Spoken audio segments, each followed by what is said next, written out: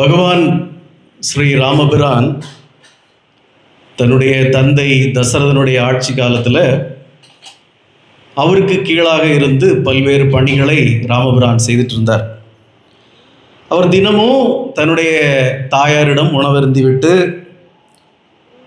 அரசவையிலே ஜபதபங்கள்லாம் செய்து உணவு உண்டு தாயாரிடம் பேசிவிட்டு அவர் டெய்லி அரசவைக்கு வருவார்.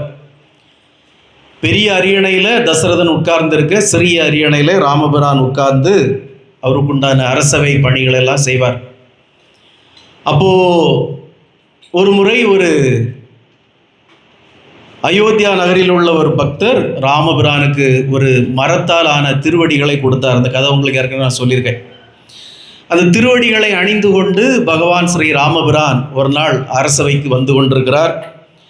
அப்போ அந்த அரசவைக்கு வரக்கூடிய வழியில் நிறைய புற்களும் சில முட்களும் கல்களுமாக கிடக்கு.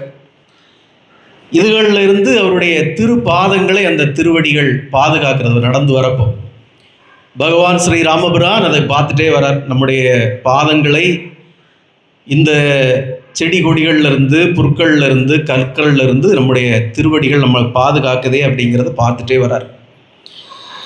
அரசவைக்கு வந்ததும் இந்த அரசவைக்குள்ளாடி நிறைய பேர் இருக்கிறாங்க. யாரெல்லாம் இருக்கா? முனிவர்கள் இருக்கிறாங்க, பிராமணர்கள் இருக்கிறாங்க, சான்றோர்கள் இருக்கிறாங்க, மந்திரிகள் இருக்கிறாங்க, தாயை ஒத்த வயதுடைய பெரிய மங்கையர்கள் இருக்கிறாங்க.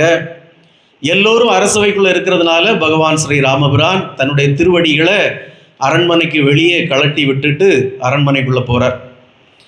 இப்போ ராமபிரான் நினைக்கிறார், நாம் ஒரு உயர்ந்தவர்கள் இருக்கக்கூடிய அரசவைக்குள்ளே போகிறோம். இங்கே மந்திரிகளும் பிராமணர்களும் அதிமேதாவிகளும் புத்திசாலிகளும் இருக்கக்கூடிய ஒரு அரசவைக்குள்ளே நாம் நுழைவதாலே இவ்வளவு நேரம் நம்மளை காத்த, நம்முடைய புண்ணிய உடலை காத்த ஒரு திருவடிகளை வாயிலுக்கு வெளியேவே விட்டு விட்டு போகிறோமே, அது நமக்கு எவ்வளோ முக்கியத்துவமாக இருந்தது என்கிற ஒரு எண்ணத்தில் அந்த அரசவைக்குள்ளே போகிறச்சே அவர் அந்த திருவடிகளையே கூர்ந்து பார்க்குறார். அதை கருணை கூர்ந்து பார்க்கிறார். அதை கருணையோடு அன்போடு அந்த திருவடிகளை பார்க்கிறார். இத்தனை நேரம் என்னை காத்து வழிநடத்திய உன்னை, ஒரு சான்றோர்கள் சபைக்குள்ளே நான் நுழையும் போது உன்னை வாசலிலேயே விட்டு விட்டு செல்கிறேனே என்கிற ஒரு வருத்தத்தோடு கருணையோடு அந்த திருவடிகளை பார்த்து விட்டு சென்றார். அவர் கருணையோடு பார்த்ததால் தான் அந்த திருவடிகள் யார் யார் அந்த அவைக்குள்ளே இருந்தார்களோ, பிராமணர்களும் மந்திரிகளும் சேனாதிபதிகளும் உயர்ந்த புத்திசாலிகளும் இருந்தார்களோ, அவர்களுக்கு அந்த திருவடி தலைமை தாங்கி 14 ஆண்டுகள் ஆட்சி நடத்தியது என்றால் அதுதான் பகவான் ஸ்ரீ ராமபிரானுடைய கடைக்கண் பார்வை அப்படிம்பாங்க.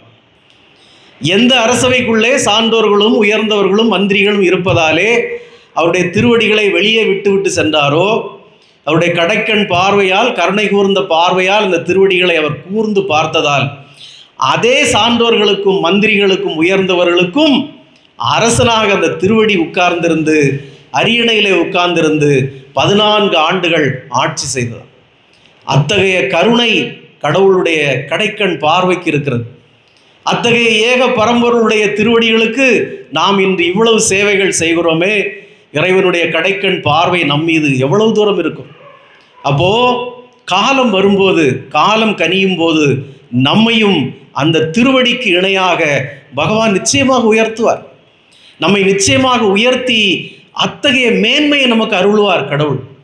எல்லாமல்ல எம்பெருமான் அவருடைய கடைக்கண் பார்வையாலே நம்மையும் இப்போது கருணையோடு பார்த்து கொண்டிருப்பார்.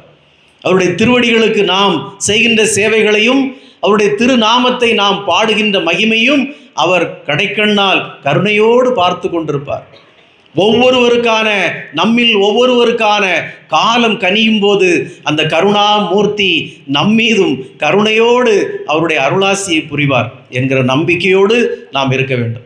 இந்த யோகி ராம் சுரத்குமார் நாம பிரச்சார குடில் எல்லாமல்ல எம்பெருமான் கலியுகத்திலே வந்த ராம் அவதாரம் பகவான் யோகி ராம் சுரத்குமாருடைய மகிமை மிகு திருவடிகளுக்கு நாம் சேவைகள் செய்து கொண்டிருக்கிறோம்.